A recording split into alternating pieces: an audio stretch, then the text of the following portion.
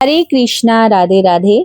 बोलिए संकटा माता की जय हो, बोलिए विनायक जी महाराज की जय हो। आज भाद्रपद मास की चतुर्थी तिथि है और इस तिथि को बहुला चौथ के नाम से जाना जाता है। आज के दिन व्रत करने से मनुष्य की सभी मनोकामनाएं पूर्ण होती है, संतान को लंबी आयु का आशीर्वाद प्राप्त होता है। तो आइए आज हम इस वीडियो में सुनेंगे चौथ माता की व्रत कथा और इसी के साथ हम सुनेंगे विनायक जी महाराज की व्रत कथा। तो आप कथा को संपूर्ण सुने, कथा को आप बीच में ना छोड़ें।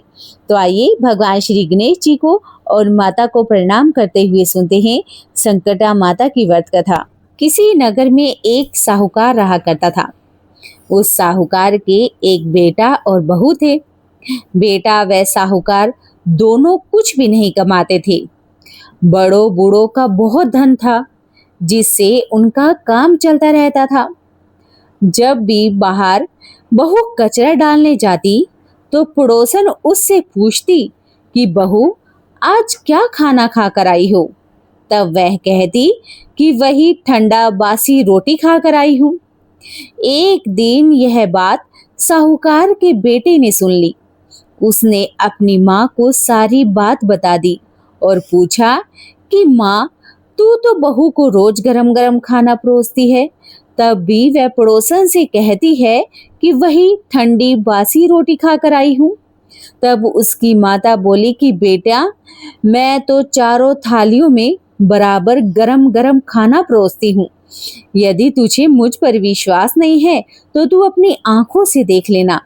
तब दूसरे दिन बेटे ने तबीयत खराब का बहाना बनाया और चादर ओढ़ कर लेट गया। उसने देखा बहू ने गरम खीर खांड सब भोजन किए। बहू नीचे उतरी तो बेटे ने उसका पीछा किया। पड़ोसन ने बहू से पूछा तो उसने फिर वही बात दोहराई। तब उसका पति उठा और उससे कहने लगा कि अभी तो तुम गरम गरम खाना खा कर आई हो, फिर तुमने पड़ोसन से झूठ क्यों बोला कि मैं ठंडी बासी रोटी खा कर आई हूँ। तब उसकी विद्वान पत्नी ने कहा कि यह न तो आपकी कमाई हुई रोटी है, न ही आपके पिताजी की कमाई हुई रोटी है। यदि इस तरह से बैठे बैठे धन को खर्च किया जाएगा तो कुएं के पानी की तरह एक दिन पूरा समाप्त हो जाएगा। तब उसका पति यह बात सहन नहीं कर सका और विदेश में कमाने के लिए चला गया। पीछे से उसकी पत्नी 12 महीने चौथ माता का व्रत करने लगी। उसके परदेश में रहते हुए 12 वर्ष व्यतीत हो गई। चौथ माता व विनायक जी ने सोचा अब उसके पति को घर बुलाना चाहिए, तो हमें इस कलयुग में मानेगा कौन, कौन हमें पूजेगा अगर हम इसके पति को नहीं बुला पाए तो। चौथ माता लड़के के सपने में आकर बोली कि तू घर चला जा, तेरी पत्नी तुझे बहुत याद करती है। तब वह बोला कि मैं कैसे चला जाऊं, मेरे यहाँ बहुत बड़ा कारोबार फैला हुआ है। तब चौथ माता बोली कि सुबह एक दीपक जलाकर चौथ माता का नाम लेकर बैठ जाना। देने वाला रुपया देने आएंगे और लेने वाले ले जाएंगे। उसने सुबह उठकर वैसा ही किया और उसका सारा कारोबार एक दिन में ही सिमट गया। जब वह घर जाने के लिए रवाना हुआ तो रास्ते में उसे एक सांप आग के पास से आता हुआ मिला। लड़के ने सोचा कि सांप जल जाएगा, तो उसने सांप को भगाने के लिए एक सिसकी भरी। लेकिन तभी नागराज बोले कि हे पापी दुष्ट, मैंने तो सांप योनि से मुक्त हो रहा था, लेकिन तूने तो मुझे सिसका दिया, इसलिए मैं अब तुझको अवश्य ही डसूंगा। तब वह लड़का बोला कि हे नागराज, आप मुझे खा लेना, मैं आपको वचन देता हूँ, मैं 12 वर्ष बाद अपने घर जा रहा हूँ, कल रात आप अवश्य आ जाना। तब पति घर आया तो वह उदास था। पत्नी के कारण पूछने पर उसने बताया। पत्नी तो बहुत चतुर थी। उसने एक सीढ़ी पर दूध का कटोरा रख दिया, दूसरी पर बालू मिट्टी बिछा दी और तीसरी पर फूल माला बिछा दिए, चौथी पर इत्र छिड़क दिया, पांचवी पर मिठाई रख दी, इस तरह उसने सातों सीढ़ियों पर कुछ न कुछ रख दिया और दरवाजा खुला छोड़कर पलंग पर अपनी पत्नी की चोटी लटकाकर सो गया। सांप आया, सबसे पहले उसने दूध पिया तो बोला, साहूकार के बेटे, तूने मुझे बहुत सुख दिया है, पर मैं वचन से बंधा हूँ, इसलिए तुझे अवश्य ही डसूंगा। सातों सीढ़ियों पर उसने ऐसा ही कहा। जैसे ही वह उसको डसने लगा तो चौथ माता और विनायक जी ढाल व तलवार बन गए और उस सांप के 4 टुकड़े कर दिए। पूंछ का एक टुकड़ा लकड़ी की जूती पर आ गिरा। सांप ने सोचा कि जब यह जूता पहनेगा तब मैं इसे डस लूंगा। तभी वहां पर बहुत सारी चींटियां आ गई। उन्होंने कहा कि यह स्त्री मुझे रोज शक्कर व आटा खिलाती है, इसलिए हमें इसकी रक्षा करनी चाहिए। चींटियों ने उस पर हमला किया और उसकी पूंछ को पोल कर दी। जैसे ही सुबह हुई वहां पर खून ही खून बिखरा हुआ था। माँ ने सोचा, मेरे बेटे बहू को किसी ने मार दिया, इसीलिए वे चिल्लाने लगी। तभी बेटा बोला कि माँ, खुशियां मनाओ, आज हमारा बैरी दुश्मन मारा गया।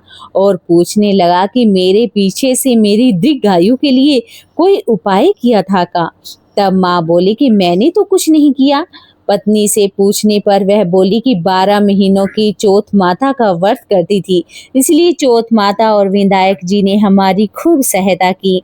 तब सास बोली कि यह तो झूठ बोलती है, रोज मैं इसे 4 बार रोटी देती थी, तो फिर इसने चौथ माता का व्रत कब किया? तब वह बोली कि एक रोटी तो मैं गाय को खिलाती, एक मेहतारीन को देती और एक जमीन में गाड़ देती। शाम का खाना मैं चंद्रमा को अर्घ देकर ही खाती। यदि विश्वास नहीं हो तो पूछ लो। तब गाय माता से पूछा तो वह हंसने लगी और पलाश के फूल उसके मुख से गिरने लगे। जमीन में खोद कर देखा तो रोटी की जगह सोने के चक्कर थे। मेहतारीन से पूछा तो उसने भी हाँ भर दी। हे चौथ माता, उसके पति की रक्षा करी, वैसे हम सब की भी करना, सबकी मनोकामनाओं को पूर्ण करना। बोलिए चौथ माता की जय हो। हे चौथ माता, हमारी जो भी ये कथा को सुन रहे हो उन सब की मनोकामनाओं को सदैव पूर्ण करना। तो आइए इसी के साथ ही सुनते हैं विनायक जी की कथा, क्योंकि विनायक जी की कथा के बिना अधूरा माना जाता है व्रत, इसीलिए सभी इस कथा को भी ध्यान से सुने। एक बार गणेश जी एक छोटे बालक के रूप में चिमटी में चावल और चम्मच में दूध लेकर निकले। वे हर किसी से कह रहे थे कि कोई मेरी खीर बना दो, कोई मेरी खीर बना दो। एक बुढ़िया माई बैठी थी, उसने कहा कि ला मैं बना देती हूँ। वह छोटा सा बर्तन चढ़ाने लगी।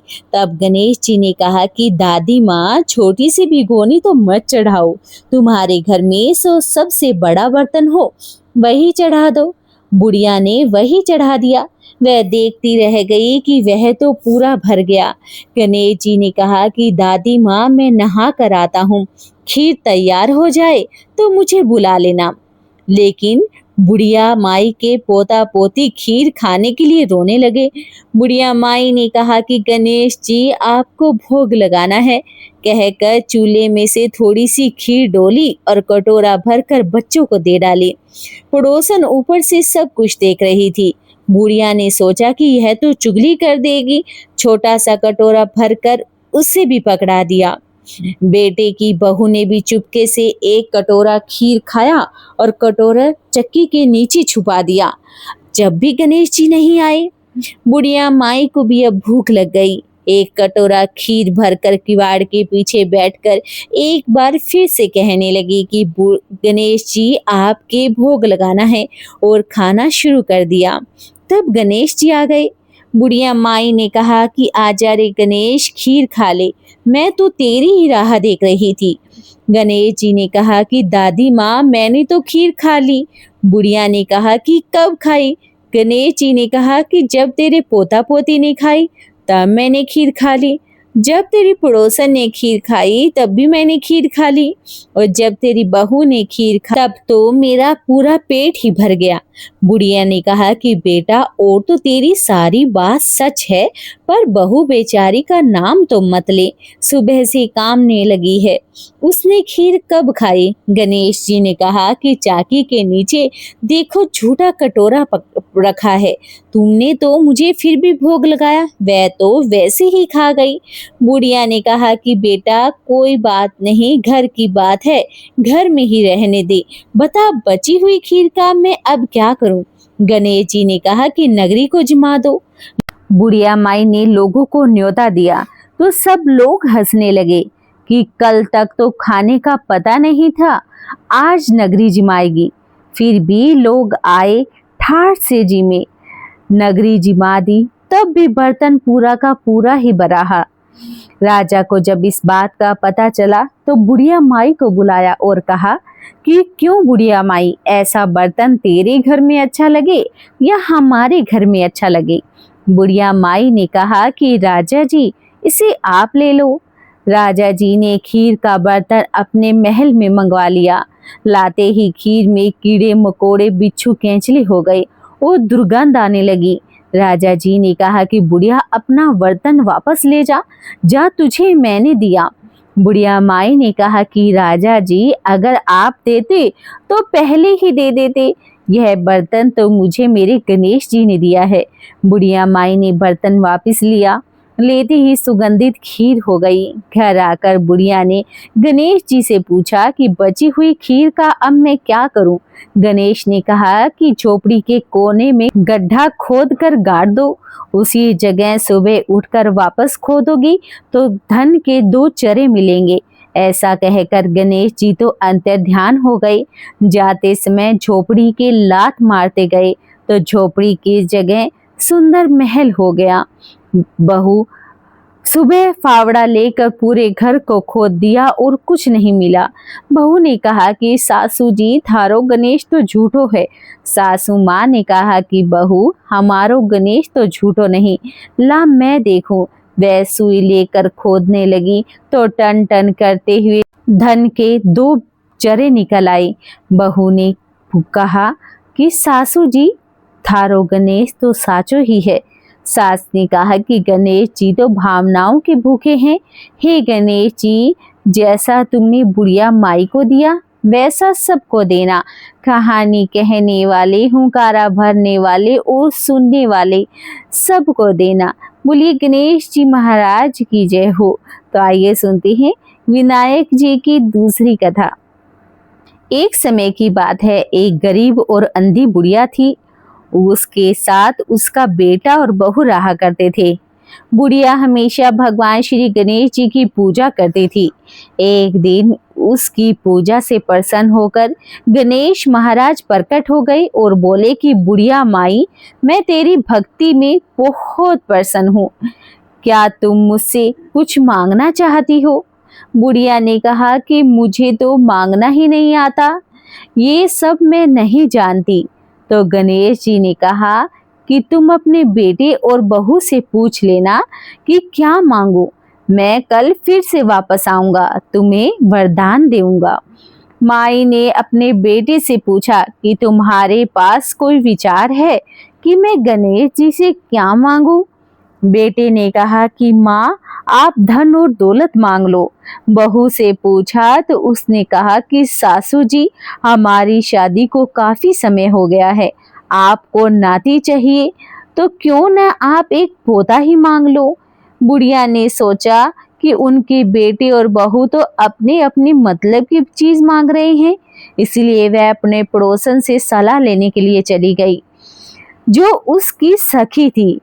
माई ने उसे बताया कि गणेश जी वरदान देने के लिए कह रहे हैं।